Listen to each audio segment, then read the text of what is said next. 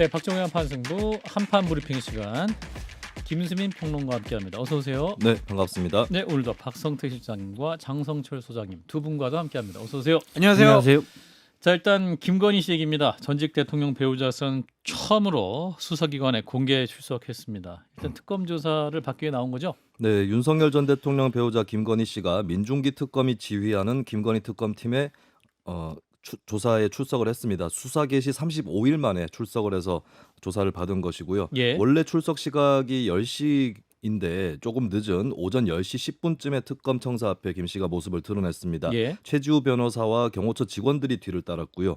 청사 앞에서는 김 씨가 나타나기 전부터 윤 전 대통령 지지, 반대 진영 시민들이 서로 욕설을 주고받는 그런 신경전을 펼치기도 했습니다. 인파는 9시 30분쯤 약 100명까지 불어났고 경찰은 인근에 4개 기동대를 배치하고 건물 인근에 폴리스 라인을 세웠습니다. 청사 안으로 들어간 김 씨는 건물 2층의 포토라인에 서서 국민 여러분께 저같이 아무것도 아닌 사람이 심려를 끼쳐서 정말로 죄송하다, 조사 잘 받고 오겠다라고 고개를 숙였습니다. 국민에게 할 말씀 있나라고 하는 취재진 질문에 대해서는 죄송합니다라고만 답을 했고요. 명품 수수나 주가 조작 등에 대한 질문에는 답을 하지 않았습니다. 예, 추가 질문에 답을 할 수 있는 타이밍이 약간 있었는데 변호인이었나요? 이게 잠깐 네. 답을 좀 막은 장면이 있어갖고 더 말은 못 들었는데 저같이 아무것도 아닌 사람 이 표현이 또 여러 가지로 곱씹게 됩니다만 현재까지 지금 조사가 진행되고 있는 거죠? 네, 김 씨는 12층에 있는 조사실로 향했고요. 최명성 유정화 변호사가 1분 앞서서 특검팀 사무실로 들어갔습니다. 김건희 특검팀은 티타임 등의 별도의 예우 없이 즉시 조사를 시작했는데요.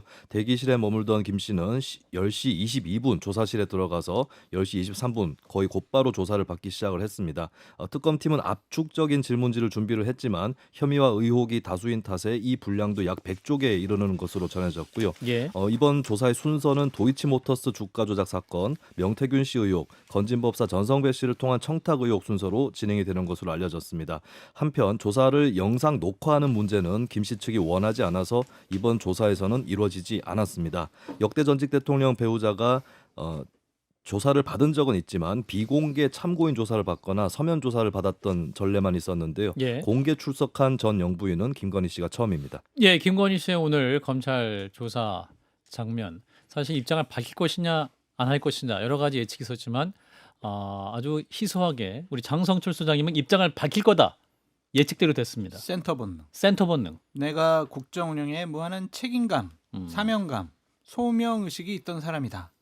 윤석열 전 대통령은 얘기 안 하더라도 나는 국정 운영의 총 책임자였던 사람으로서 이런 상황에 대해서 국민들께 한 말씀은 드려야 되겠다. V제로. 라고 생각한 것이 아닌가라는 생각이 들고요. 진짜 아무것도 아닌 저 장성철이 오늘 출두하는 장면을 보고 너무나 좀 화난 거는 있었어요. 지금 16가지 혐의를 보면 되게 좀 국정농단 성격의 사건도 있고 예. 파렴치한 것도 있잖아요. 예. 근데 건장한 대한민국 젊은 청년 경호원들이 그렇게 앞뒤로 경호하는 모습, 또 문도 열어주고 에스코트하고 그런 모습 보니까 너무 화가 나더라고요. 그래서 그런 부분에 대해서는 좀 어떻게 정리가 좀 필요한 것이 아니냐 그런 생각이 강하게 들었습니다. 예. 자, 우리 박 실장님은 예, 출석에 대해 멘트를 한 거에 대해서는 저도 장성철 소장님과 같은 생각이고요. 맞아요. 같이 네. 얘기했어요. 근데 저같이 아무것도 아닌 사람 이 표현이 이제 눈길을 끌었잖아요. 그렇죠. 근데 저는 이제 심려를 끼쳐서 죄송하다, 조사 잘 받겠다. 아. 요거까지는 이제 예상을 했는데 아무것도 아닌 사람 저같이 들어. 아무것도 아닌 사람. 예, 맞는 말이긴 해요. 아무것도 아닌 사람이에요. 사실 공적주의가 없잖아요. 선출직도 아니고. 그렇죠. 근데 아무것도 아닌 사람이 너무 끔찍하고 심각한 일을 너무 많이 저질러서 이게 문제가 되는 거죠. 아무것도 아닌 사람이 아닌 뭔가 있는 권위와 자격이 있는 사람이 그랬다면 아무 문제가 없죠. 아마 김건희 씨는 그냥 나온 말인지 아니면 전략적으로 전 아무것도 아닌 사람이고 실제로 아무것도 하지 않았어요 라는 말을 함축하는지는 모르겠지만 일단 특검이 알고 있는 것 그리고 여러 정황으로 우리가 알고 있는 거는 이 아무것도 아닌 사람이 나라를 망쳐놨다. 그래서 조만간 벌을 받을 것이다. 그게 맞는 것 같아요. 예, 저는 아무것도 아닌 사람이라는 표현을 쓴 거는 상당히 좀 전략적인 표현이 아닌가, 책임 회피성 발언이 아닌가, 제가 다 그랬어요 이렇게 고자질하는 것이 아닌가. 각종 질문에 저 아무것도 아니에요. 그걸 네. 제가 어떻게 알아요? 그렇죠. 제가 안 그랬어요. 쟤는 이제 다른 분이죠. 이제 선출로 대한민국 윤 씨. 네. 네. 국민의 선택으로 대통령이 된 네. 그분이 다 한 거다. 나는 진짜 아무것도 모르고 나는 진짜 한 거 아무것도 없어요. 다 그냥 제 남편이 다 한 거예요. 그렇게 법률적으로 좀 피해가려고 이런 발언을 쓴 것 같은데 정말 아무것도 아닌 사람이 비화폰으로 어떻게 국정원장과 연락을 주고 A그룹, 갔습니까? A그룹. A그룹이 뭐예요? 아, A 그러니까 그룹에 속해 있던 네, A그룹, 사람이죠. B그룹, C그룹이 있는데 A그룹, 대통령의 A그룹인데 비아폰? 네, 비아폰 A그룹. 수행실장, 부속실장, 예. 그리고 대통령, 경호처장 등이 들어간 거에 A 그룹에 김건희 씨가 들어가 있었습니다. 예. 그리고 이미 김건희 씨는 말로는 아무것도 A매치도 아닌 아니고. 사람이라고 하지만 그 이제 비아폰 A 그룹이죠. 예. 근데 아무것도 아닌 사람이라고 이미 후보 시절부터 이명수 기자와의 통화에서 내가 정권 잡으면 이란 표현을 썼고요. 예. 최재형 목사와 디올백을 건네 받으면서 했던 이 녹취에 나와 있던 거는 이런 부분이 나와 있었어요. 예. 저에 대한 관심이 좀 줄어들면 이제 남북 관계에 대해서 제가 좀 나서 볼까 해요. 기억납니다. 아무것도 아닌 사람이 남북 관계에 왜 나섭니까? 아. 금강산 관광도 끊겼는데 예. 갈 데가 없죠. 예. 본인은 말로는 아무것도 아닌 사람이지만 너무 많은 걸 저질렀죠. 아무것도 아닌 사람이 아니라는 것을 본인이 가장 잘 알았을 것 같아요. 네. 자, 우리 김수민 평론가도 그 네. 한 문장을 분석해 주세요. 지금 이제 속보는 8시간 만에 이제 특검 김건희 씨 조사가 종료가 됐고 5시 46분에 조사가 종료가 됐고 현재 조사 열람 중이다. 그러니까 요구들이 6시에 끝난 것 같은데요? 그러면? 네, 아무래도 뭐 수사를 최근에 이제 인권 보호나 이런 것들 네. 때문에 뭐 심야 수사 이런 것들은 하지 않는 쪽으로 지향하는 쪽으로 왔기 때문에 어느 정도는 예측할 수 있었던 부분이긴 한데, 근데 그렇다고 끝나는 것은 아닐 겁니다. 이제 뭐 여러 가지 혐의가 있기 때문에 추가 소환 조사나 이런 가능성들은 열려 있는 그런 대목들이 있는 것 같고, 예. 그리고 저도 이제 뭐 아무것도 아닌 사람 이 전략이 있는 거죠. 근데 이게 중위법적 전략이다. 중위법, 예, 한쪽으로는 이제 겸허한 겸양. 그렇죠. 그런 표현으로 한편으로는 이제 받아들여지길 바라는 동시에 하지만 나는 아무것도 아니라서 그렇게 죄를 짓지 않았다. 이 두 가지의 그렇지. 의미를 한꺼번에 담은 것이 아닌가. 저는 비화폰인지도 몰랐어요. 그냥 경호실에서 전화기 주길래 이걸 썼을 뿐이에요. 뭐 이런 느낌. 그렇죠. 그냥 저는 이분들과 가깝게 연결돼 있는 줄 알았어요. 제가 A 그룹인지 몰랐어요. 무전기라고 생각했나? 근데 실제로 아무것도 아닌 일을 많이 했어요. 제가 듣기로도 장관 후보자가 아니죠. 작년에 뭐 재작년에 어떤 주요 장관직이 비었을 때 예. 관련된 분에게 전화를 해서 이 장관직을 좀 맡아달라. 오. 그분이 일단 안 해요. 안 하길 잘했죠. 그분 했으면 아. 지금 수사받을 수 있어요. 근데 아. 안 해요. 그리고 근데 왜 여사가 저한테 이런 장관직 제의를 합니까? 라고 따져 물었다는 거예요. 무슨 겁없이 장관인지는 말씀할 수 있습니까? 주요 장관이에요. 아. 뉴스에 아주 많이 나오는 장관. 오. 네, 법무장관. 예? 법무장관. 그거는 제가 말할 수 없군요. 굳이 이제 말을 하진 않겠습니다. 당황하고 있어. 당황했군요 지금. 오. 근데 김건희 씨가 알만한 말도 장관 돌리잖아. 후보자라고 하면 관련된 게 있죠. 예를 들어 뭐 행안부 장관일 수도 있고 법무부 장관일 수도 있고. 예. 근데 그분이 이제 그 고민을 그 당시에 지인에게 털어놨는데 예. 그 지인이 이제 얘기를 하더라고요. 어. 그래서 물론 확인은 안 되는데 그 뭐 제가 볼 땐 맞는 것 같아요. 오늘도 다른 데서 들은 얘기로는 예. 실제 김건희 씨가 장관직 제의를 해서 된 사람도 있다고 그러더라고요. 별로 중요하지 않은 장관 자리인데. 저도 하나 얘기하겠습니다. 예. 예. 정권 측에 제 친한 동생이 네. 대통령실 비서관으로 들어갔어요. 예. 근데 이제 비서관 3개월 만에 잘렸거든요. 그래서 저랑 얘기를 하면서 얘기를 해준 게 비서관으로 이렇게 임명이 될 거라는 것이 알려지고 나서 김건희 씨가 관저로 부르더래요. 오. 관련 행정관하고 자기를 면접. 면접이죠. 그래서 차 한 잔 마시고 디저트 간식 먹고 나중에 하는 말이 4주 좀 놓고 가세요. 4주를 놓고 가라는 거예요. 그래서 그럼 너만 그렇게 받았냐 아니면 다른 그룹도 받았냐 그랬더니 계속 일렬로 많이 받았다. 대통령실 초창기에 사람들이. 그런 다음에 3개월 만에 대폭적으로 한 100명 잘렸잖아요. 딱 봤을 때 4주 안 맞는 사람 100명 자른 것 같아요. 제가 봤을 때는. 그러면 지난 정부에서는 인재 DB에 사주가 일단 다 DB가 그렇지, 돼 있겠네요. 그렇죠. 어. 그래서 아무것도 아닌 사람이 왜 대통령실의 행정관, 비서관 면접을 보고 사주를 놓고 가라고 그래요? 아무것도 아닌 사람은 아닌 거죠. 사주 보는 사람이네. 그런가? 아무것도 아닌 사람이 그냥 아니라 기복이에요, 기복? 그냥 잘 살으라고? 예, 사주를 놓고 가세요. 네, 정말 충격적인 또 한 문장인데. 자, 광복절 특사 얘기를 잠시 해보겠습니다. 조국 전 대표의 사면 여부 지금 굉장히 관심이 많이 쏠리고 있죠. 이제 여당 측 인사에서는 요구하는 분들이 있고 야당에서는 또 안 된다는 거였는데 저희 노컷뉴스의 단독 보도입니다.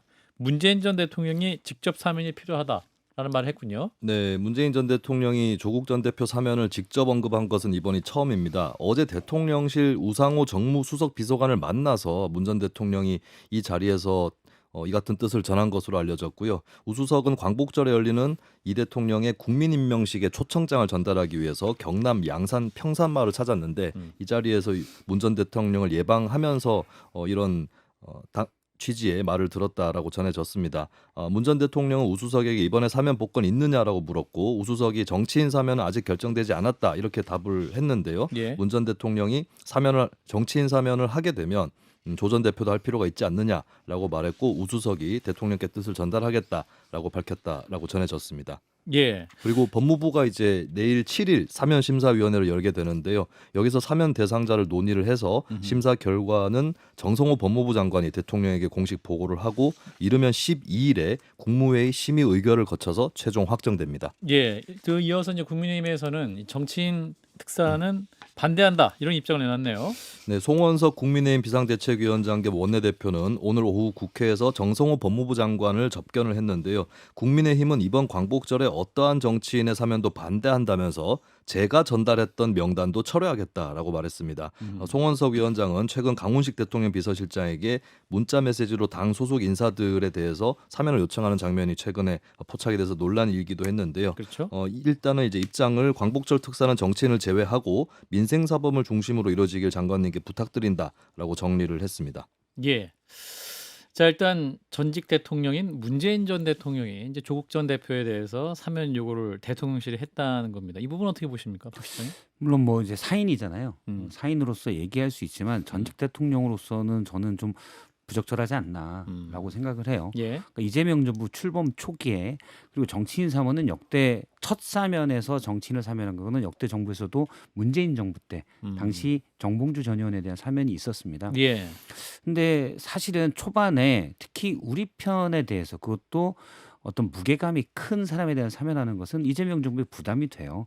형기의 이제 4분의 1 정도가 지났고 그런데 전직 대통령이 이걸 공개적으로 물론 공개적으로 한 건 아니지만 취재를 통해서 나왔잖아요. 예. 저는 부담을 오히려 지금 정부에 부담을 주는 일이다 생각을 해요. 예전에 이른바 조국 사태가 있은 다음에 문재인 전 대통령이 기자회견에서 마음의 빚이 있다. 이제 놓아주자라고 한 바가 있습니다. 예. 근데 마음의 빚은 마음의 빚으로 간직하는 게 이제 그냥 담아두는 게 낫지 낫지. 않을까. 공과 사로 한다면은 의리나 미안함 때문에 전직 대통령의 무게에서 의리나 미안함 때문에 이제 조국 전 장관에 대해서 사면을 요청하는 것 같은데 전직 대통령의 무게를 보면 저는 좋지는 않다고 봅니다. 염치 없는 것 같아요. 그러니까 조국 전 장관이 뭐 독립운동한 것도 아니고 국위선양한 것도 아니고 뭐 전쟁 영웅도 아니잖아요. 예. 입시 비리범이고 또 사모펀드 관련된 여러 가지 문제점이 있어서 지금 감옥 가 계신 건데 그거를 전직 대통령이 사적인 공적인 인연이 있다고 이렇게 사면해달라고 공개적으로 요구하는 것이 과연 맞는 것인가 좀 그런 생각이 듭니다. 그래서 전직 대통령으로서 이런 발언은 지극히 부적절한 것이 아니냐 그런 생각이 듭니다. 예. 김수인 평론가님. 네. 일단은 이제 문 전 대통령 사면 요구는 좀 예전에 있었던 사면 요구와 다를 수 있는 것이 그러니까 문재인 전 대통령하고 조국 전 대표가 좀 묶여 있는 운명 공동체 성격이 크기 때문에 예. 이 부분이 어떻게 보면 오히려 이 사면 요구의 명분을 떨어뜨릴 수도 있는 뭐 예를 들어서 4대 종단에서 요구한다거나 이런 거에 비해서는 떨어질 수는 있는 것 같고 근데 묘하게도 지금 상황이 이재명 대통령이 어느 쪽으로든 결단하기 좀 더 수월해지는 방향으로 가고 있는 것은 아닌가. 그러니까 사면을 하느냐 마느냐를 놓고는 고민이 있을 수 있겠지만 네. 각각의 경우에 가질 수 있는 부담이라는 게 있는데 사면을 한다고 해도 워낙에 저렇게 요구들을 많이 하니까 했다. 어쩔 수 없었다. 네, 그렇게 얘기할 여지가 생긴 것이고 안 만약에 해도. 거꾸로 사면 안 하게 되면 네. 와 이재명 대통령이 지지층에서 저렇게까지 얘기하는데 안 안 한다. 들어주고 국민 여론을 더 넓게 보는구나 이런 평가를 받을 수 있어서 이 묘하게 좀 이재명 대통령이 결단하기에는 더 쉬워지고 있는 상황이 아닌가. 그래서 어떻게 결단하실 것 같아요? 근데 이재명 정부가 지금 지지율이 60%대인데 예. 60% 지지율을 지키려면은 어떤 방향으로 갈 거냐. 이걸 봤을 때는 저는 사면을 하지 않는 쪽으로 가닥을 잡을 가능성이 좀 더 크다고 봅니다. 예. 저는 조국 전 대표, 전 장관이 사실은 이제 사면은 대통령의 권한이다라고 하면서 일단 뺐지만 보다 분명하게 입장을 표하는 게 낫지 않나라는 생각이 들어요. 아 본인이 예, 본인이 아. 지금은 아니다. 아, 부담 주기 진이. 싫다. 예, 예. 그게 맞지 않는. 예를 들어서 검찰의 과도한 수사, 뭐 먼지털이 수사, 저는 그거 있었다고 봅니다. 근데 이미 조국 전 장관이라고 하면은 사실은 이른바 민주당 당시 진영 내에서도 셀럽이었고 워낙 가장 대통령 다음으로 가장 유명했던 분이잖아요. 그럼 처음에 논문 제일 제자 또는 표창장 위조 이런 거 다 사실로 드러났습니다. 대법원에서 인정됐어요. 그 정도 범죄로 그렇게까지 압수수색을 받아야 되냐? 그건 별개로 치더라도 그 당시 2019년 8월이었는데 8월 9월이었는데 이번 강선우 후보자 문제의 한 5배 정도로 온통 관심사였습니다. 그러면서 당시 서초동 집회, 광화문 집회 국론이 분열됐었어요. 새해 2020년 새해 기자회견에서 이렇게 갈등이 깊어진 것에 대해서 문재인 전 대통령이 사과까지 했습니다. 그러면 최소한 거기에 대해서는 사실은 조국 전 장관이 빨리 시인했으면 별 문제도 아니게 끝날 수도 있었습니다. 거기서 그 국론이 분열된 데에서는 저는 조국 전 장관이 충분히 책임감을 느껴야 된다고 생각을 해요. 예. 근데 지금 현재 4분의 1 정도 지나고 사면 요구가 있는 거는 저는 적절치 않다고 봐요. 조국 전 장관 스스로 본인이 부담을 덜어주기 위해서 입장을 밝히는 게 낫겠다. 그냥 툭 터놓고 하면 민주당에서 이제 이재명 대통령이고 다음에 대선 후보로 유력한 사람들은 누가 있냐?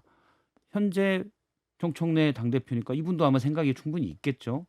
유력 주자가 지금 보이진 않으니까 조국 전 장관도 복권 뭐 사면 만약 하게 되면 제가 들어보니까 복권은 세트다라고 하는데 복권 되면 이분도 유력 주자가 될 수 있습니다. 그럼요.